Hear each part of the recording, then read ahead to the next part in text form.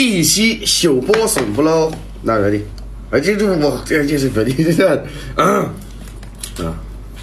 抢了都，手剥笋必须要手剥才有灵魂啊！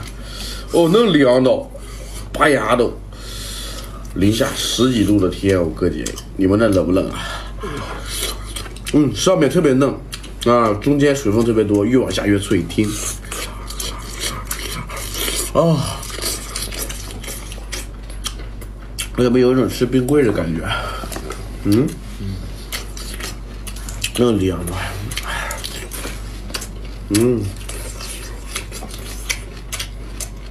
好吃呀！水分特别多。